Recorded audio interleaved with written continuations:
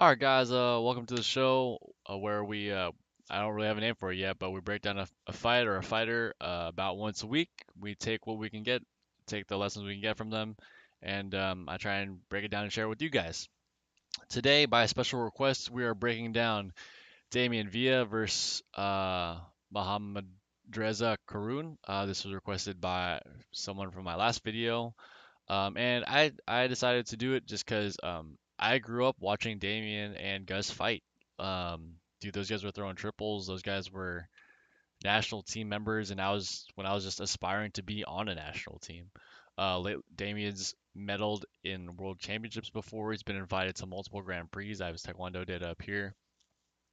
Recently, I think, has been fighting for the USA. I've been out of the USA for a couple years, so I'm coming back in. I'm not really sure who's in the circuit anymore. But according to the Taekwondo data, that's what it looks like. Um, so yeah, this guy's been fighting for a long time. Like I think probably longer than I've been fighting for the same age. And yeah, we're gonna break down his fight, what he does well, what you guys can take home from this. And I know that sometimes he trains down south with some of the guys I know down there. So Chase, or if any of you guys are watching this and you guys want me to take this down, then I'll be more than happy to oblige. And if you don't, man, and you want to leave it up, then hope we can teach some of the new up and comers some of the lessons that Damien has to offer. Now, that being said, a lot of people who come into newer Taekwondo now kind of just move around with the front foot and dynamically increase their front foot. Damien, um, and I'd even say myself included, come from kind of old school Taekwondo where distancing was a major part of the game. And what I liked in this match in particular, what I saw that we could take away from this was variant Damien's. There aren't really official terms in Taekwondo, but I'd call it like a variable defense. And so what we're going to see a lot happen is Red will use what taller people do, and they'll use a cut kick. And Damien never really does the same defense two times in a row, and we'll see how that screws with Red this entire match. Now, that being said, I'll try and point out where I think maybe it's possible things that I see could be improved. Um, but for the most part, that's what's gonna happen, and I'll try and show you guys how you guys can use this in your game or why this works. Am I missing anything? Mm, no, that's about it. All right, let's get into this. So I think this one was requested. Karoon versus Villa, Australian Open 2018 G1 tournament. Uh, so let's see what he does well. Damien's in blue, by the way, fighting under USA. Good. I like that. Generally, if you're a smaller fighter, what I see too often is people will sit and wait for too long and wait for the tall guy to instigate. And what I like to see, or what you see from smaller fighters who win often, is they're actually the instigators. We've seen that from the Mongolian fighter. We're seeing that a little bit from Damien right now. Even from the Iranian player we covered last week, they are, for the most part, they are the instigators and they kind of dictate the pace of the match. Um, so I like initially off the bat, first thoughts. So cancel, out of the way, counter, and punch. Now, you're gonna kind of see those rotate the entire time, and so as a as someone who's cut kicking, what that makes him do is you have to guess. You have a 1 in 25 25% chance of guessing right, and Damien continuously throws these variables in his opponent's face the whole match to get inside and try and maximize as many points as possible, like right here. So he's able to slip on the punch. Good. Blocked with the hand up. I think holding it up there's a little bit old school Taekwondo in my opinion. Like usually people judges do it based on sound, and so for those of you guys who are wondering why he's doing that, some of you guys who are younger, newer to the game, he did that because before the refs had to subjectively press the buttons when they thought a point scored. When you held your hand up like that, it showed that no, it didn't score, or even if it did score, you pretend like you block it and then make the refs kind of thing. Did he score? Did he not score? So that's why it's up there. It may also be up there because in case there's a flick kick, maybe he's holding it up there. On the punch, slide right in, punched, followed up. And I like that follow up too. Like, um, this kind of goes into using every second of the match that the ref doesn't use a cardio or a stop. Um, Red gets hit.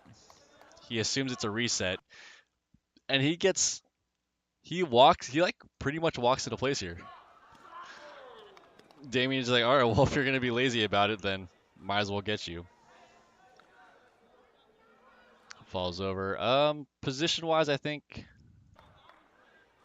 I harp on this a lot. After I think he was just off balance here. If possible, you want to get in the middle. I have no idea why Red would have switched places with him, but he did.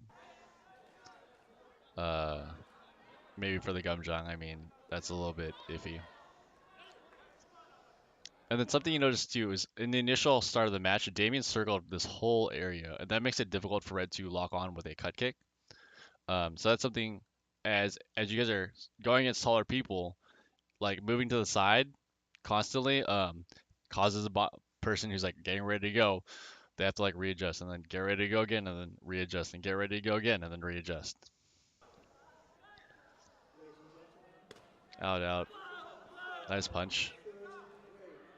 And then with the punches, guys, that's very subjective. I'm sure Damien could follow up if he wanted to, but he's satisfied getting the punch in right now. So when you guys are punching, make sure you're keeping loud and celebrating because it is on the judges to do that. Good. If things are too lax and he feels like the opponent's either not, I think Damien's comfortable watching this a couple times now. Damien's more comfortable when they creep in. And I'm not sure if that's because he's lulling them into a trap or if that's just how he normally fights. And when they stop doing it for a little bit, he goes back on the offense to try and make sure to try and instigate it. Good. Slide and cancel. Tries for the follow up. Not really there. Resets. Cancel. Yeah, like I'm saying, like he switches the variables constantly. He's never doing the same thing twice, and he never allows Red to build a pattern as to what the defense is going to be. And this forces Red into a guessing situation, like right there. Like he thought Damien was going to close, didn't close. I mean, Damien, if he had any of the other, I think in my opinion, he could in that situation if he had slid in, if he had slid back, same result, no point. But if he had done the spin or the cancel, he had a 50% chance of getting that right.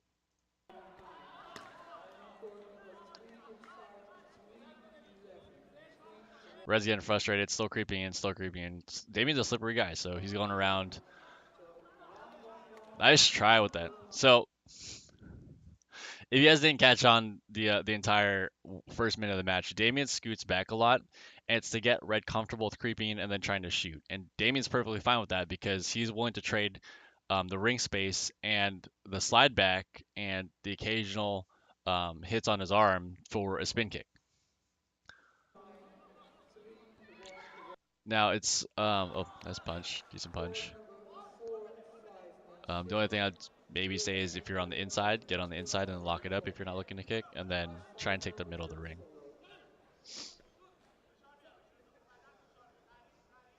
A little bit more poking and prodding.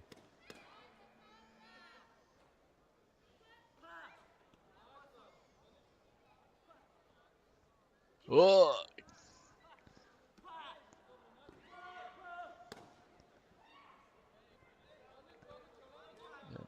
If you guys get in this situation, something you guys can do also is just remove their hands. They're pushing with their hands, just take their hands off of you when they get in. Like right here, he's like literally holding him. You could use so one of his hands is free. You can use your hand to just remove the other hand. Just there you go.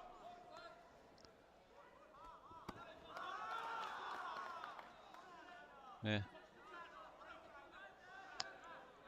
Notice how also Damien's constantly on the move. He didn't get hit here and then re-engaged here. He like walked around the whole ring and made Red readjust to him.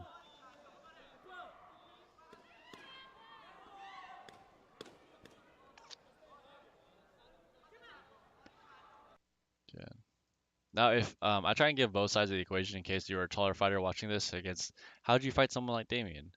Well, I go over that in another video, but what I would recommend doing is more short head kicks, um, because on one of those or a couple of those, he's gonna have to move in to get his points. And so if you're doing short head kicks, for in order for him to get points, he's going to be forced to enter into your kick zone or like where you're impacting. And so that's a way to just that's one of the ways to get around this kind of a variable defense is to take out one of the variables completely.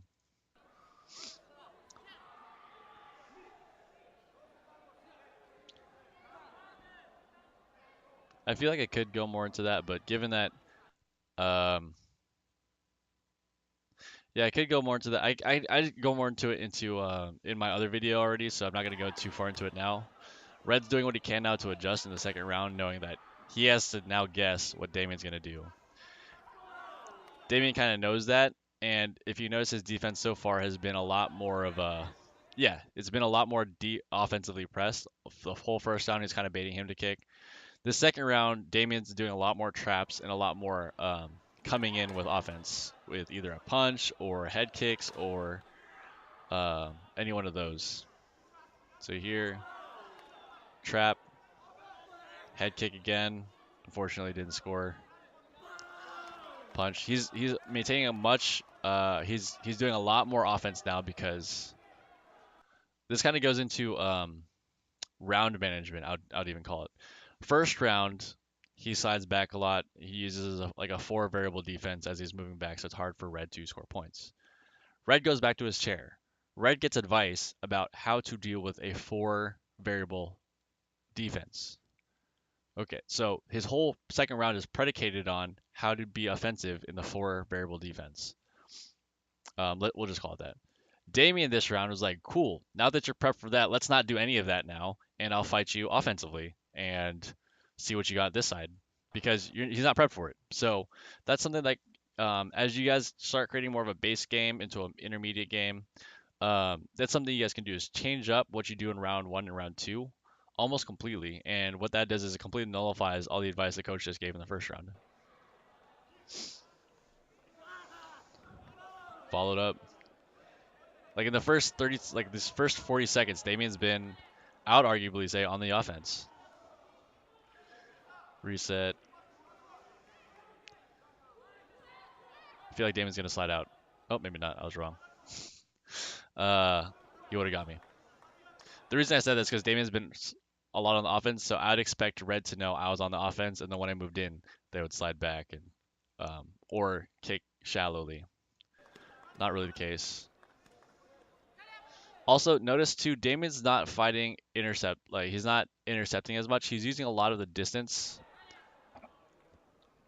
He's using a lot of footwork to evade, especially this last part. I think it's the exact defensive footwork I use. Not that one. This one. There's a cancel. Good. That's I think that's one of my that's a defensive tactic I used for a long time and it was very effective. And I didn't know why until a Korean came down and got mad at our team because no one scored on me. And they're like, "How can you not break the defense? It's just two sides back, one slide forward. It's just two sides back, one slide forward. So kick short on your third kick. That's it." And for the first time in like 2 weeks, I got scored on doing like dado blocking drills. And for a long time, that's what I used, just two sides back because usually when one side back, they're committed on the second kick. Boom, on the third kick, there's a lot of momentum going forward. So when you clinch on that, it's very difficult for the person to get that third kick super short because they have to commit so much momentum going forward already. So for you guys who are looking for a little bit more of an old school defense that doesn't have to do with kicking or blocking or leaning or anything like that, two sides back, one side forward, two sides back, one side forward. Obviously, don't use it every time. You mix that in with jams or with cancels or just exactly as Damien's doing right now. But what that does, I feel like I dug through the archives to find that. 1, 2. Good. He almost gets Damien with it, but he doesn't. Two sides back, one side forward, and it's been effective for me. And I'm a heavyweight, and Damien's a fit and fly, effective for him. So for you guys who want to try that out, if your opponent's attacking super deep or uses a lot of momentum, uses a lot of uses a lot of kicks and combinations, two sides back, one side forward. I think Damien could remove the hands a little bit, and that might help him. Oh, close.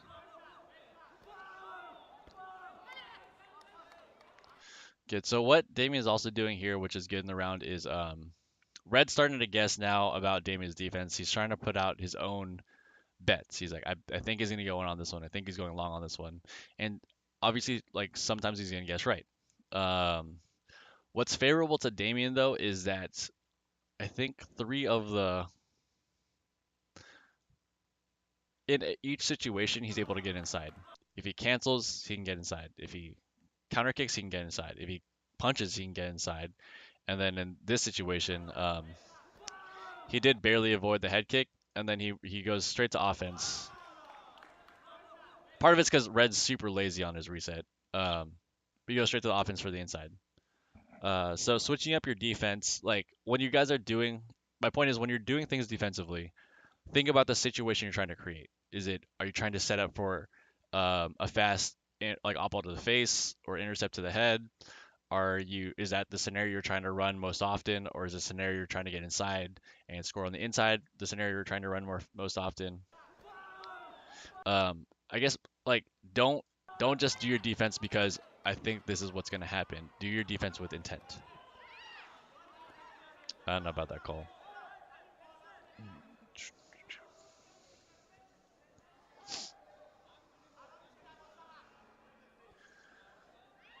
Come on, guys. Anything happen? No. Ooh, nice try. Red had not. I don't think Red had shown that before, so good job on Red's part to guess, not only guess correctly, but to hide that until now. Ooh, another good guess by Red.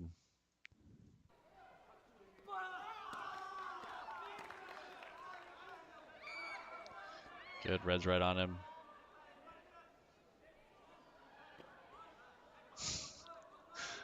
That's pretty good. So, obviously he got hit in the head on his way in. And so, Red's starting to get us more often that Damon's going to come in now. So instead of coming in on these next few ones where Red assumes he's going to be going, Damien fakes like he's going, he fakes like he's going, and he circles around to try and reset and cool the game down a little bit. And then now that Red's reset, he goes back in. So it's not only changing the amount of times you do it, after you do it a couple times, reset, pretend like you don't want to fight. And as soon as, like, Red is pretty lazy on his reset here. So as soon as it's reset, he goes in where he doesn't have to avoid the front leg. Now, usually when I'm watching these fights, I'm trying to guess what Blue's going to do or what kind of defense they're going to throw, assuming Red uses a cut, which he's been using all game. And in my head, I'm guessing wrong pretty often. I've seen this fight like 3 times already, and I'm still guessing wrong. Well, unlucky score. Happens. If your opponent walks out, something you guys can kind of do also is just eat up the ring space, so that way when they restart, they're in the corner and they're not in the middle.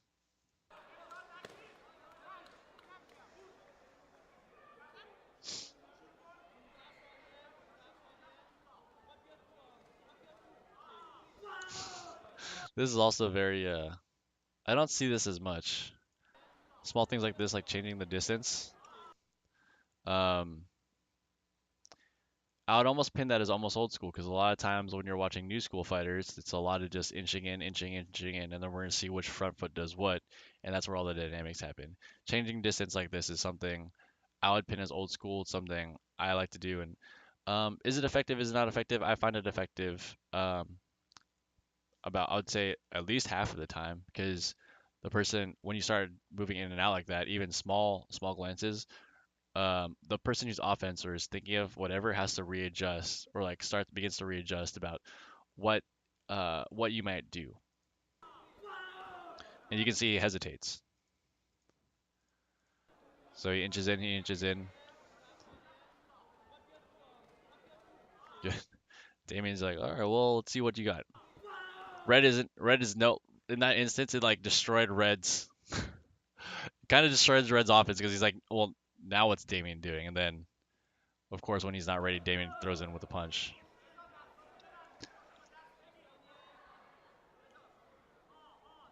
I thought he was gonna spin right there. No spin. Cancel. Yeah. Even I don't know how many times I've watched this tape, but every time I think Damon's gonna do something, he's doing something else, which is obviously good. If you can fool someone 4 times, 3 or 4 times, you watch tape, and it's not doing anything fancy. It's just footwork going backwards, punch, cancel, or spin trap. That's it. That's his whole arsenal right there. And then on the inside, follow up. Besides that, that's it, dude. You don't need like a super complex, mapped out plan of whatever you're doing. You need to do one thing well and build your game around that. And Damien has a good inside game and has found 4 different ways to nullify the offense, so that way he can set up favorable, favorable conditions for him to score.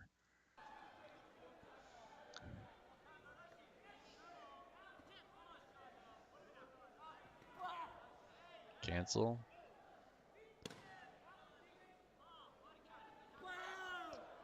Ooh, nice try. He went for the point on that one. He tried to raise him. So okay, so just as I say that, you never want to do in Taekwondo, you never want to do the same thing twice. So if I've been saying he always does something different, of course you change it and do the same thing because you never want to do the same thing twice. Even doing something else every time is predictable. Why is that? Because if I know you have 4 defenses or 4 variables and you did one variable, that and you never do that same variable twice, now my chances of hitting you have become 1 in 3 instead of 1 in 4 because you just did that one defense. That still increases my chances. If you're willing to do the same thing twice, now it increases to a 25% hit chance instead of, or decreases 25% instead of 33.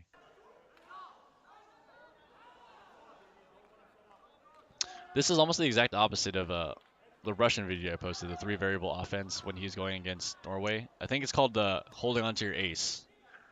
Russia does a 4 variable or 3 variable offense against I think it's Norway, and Norway's able to hold even through that. He's able to hold his ace in the hole to win.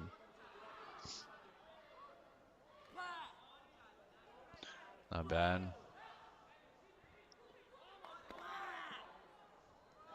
I think the advice in Damien's share was to cancel more often. Obviously, I'm not there. Now, you might be thinking, why is Damien poking so much? It's because, well, it's the 3rd round, and Damien's up, which means Red's thinking about his offense, therefore probably not thinking about his defense. And that's why Damien's able to sneak in a lot of these. For the most part, like, Red doesn't intercept because Red's not thinking about what's happening. Almost. It's like stuff like that. He's not really sure if Damien's actually committed or not. That's why he doesn't really counter. Oh, turn. Now we can do the situation too. I don't think Damien. I'm not sure the stamina wise how many fights in this is or etc. But if your opponent is no longer reacting, given these variables, your opponent's no longer reacting, you're better on the inside. If you can get in like that and do that a second time, then dude, just close the distance and then hit him. Close.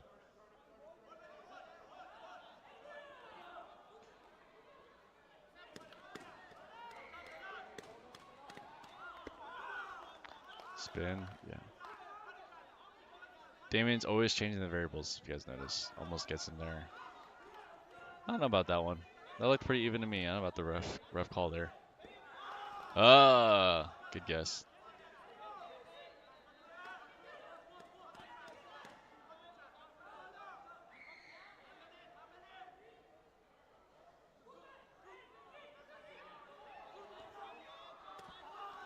Yeah, if I were Damien, I'd definitely start doing some of the Iran stuff and start going to this guy's head because this guy isn't moving anymore when he kicks.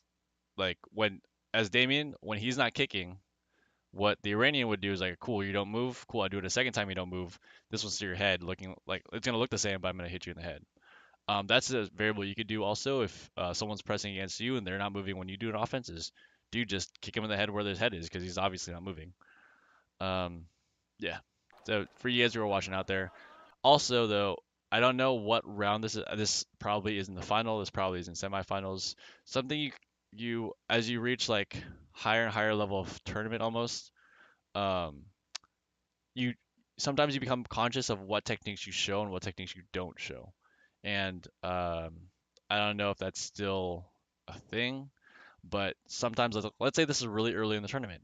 Like let's say this is round of 32, first fight.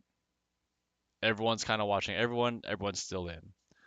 Do you want to show all of your best weapons in the first fight?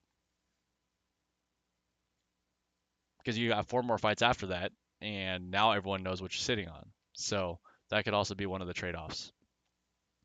Um, Obviously, if you have to use your best weapons, use your best weapons. But if you can afford to hold on to them, the way Norway did in the Russia fight, then hold on to them.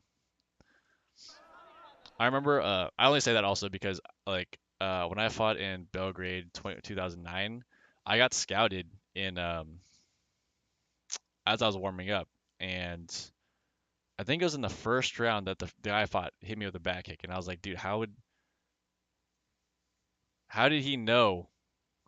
Like, I had this left leg off the line that was going to be the main weapon. Like, I don't know how he knew, or if there's a tail I had, or whatever. I mean, my coaches told me later I was being scouted already when I warmed up.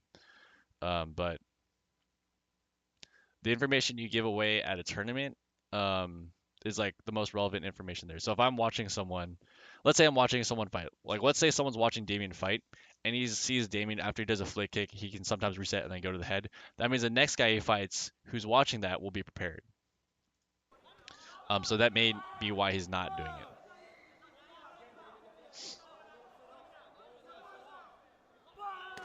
Nice punch.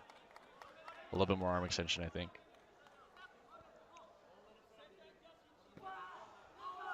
Nice.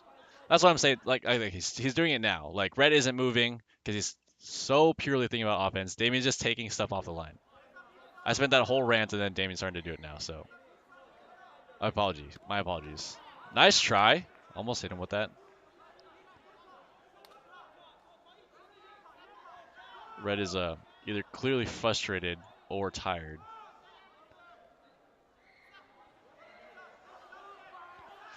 Let's get what I like here in the last 10 seconds. For those of you guys who are watching, in the last 15, 10 to last 5 seconds, good players are still on offense because they're not going to sit back and let another international player or international fighter or team member kick at them for 10 seconds and try and bet that they're not going to score one. That's why Damien's still on offense. It runs out the clock. He just ate. What time did that start? What time did his punch start? 10. Okay, it's at 9, 10 seconds. Damien offensive punches. That eats almost half the time. Nothing happened. He didn't score. Red's not thinking about defense for sure because he's down. And they ate half the clock just by a punch. I, I don't know about that gum jump. That seemed pretty. Yeah, I don't know about the gum jump, but as you guys can see, Damien holds it out. So anyway, guys, to recap the video, that's pretty much it. To recap the video, what Damien does really well is, and it was kind of cool to see, was he brings footwork back into the equation. He also he switches the variables among the four variables around. He doesn't do the same thing twice unless he's not doing that too often. Then he starts doing it. He knows where he's strong, which is on the inside. He's got that left leg, explosive. He's also taking advantage of every second he's in the match. So if Red is late to the reset or lazy on the reset, he takes advantage. Red got hit multiple times doing that. Um, yeah, that was about it, guys. That's some stuff you can take to your game. Change up your defense every now and then. Keep your opponent guessing. And please, I'm trying to drill this home for a lot of people, especially because I'm watching other fights still from other people. And dude, in the last 10, 15, up to like the last 5 seconds, you can't just sit back on defense. Like this guy's medaled at the World Championships before. He's not sitting back on defense. Daehoon's not sitting back on defense. Um, Just learn, do as the best do, and you'll get the results, guys. Anyway, guys, that's it for today's episode. Next week, I will be going into canceling, how to cancel, good examples of cancel, and all of that. And yes, it does have to do with the Iranian player. So till then, guys, I'll see you guys next time. Thanks for tuning in. Also, please like, subscribe, or comment. It really helps me out. Um, and if you have any fights you want me to cover, shoot those in the comments below. See you guys.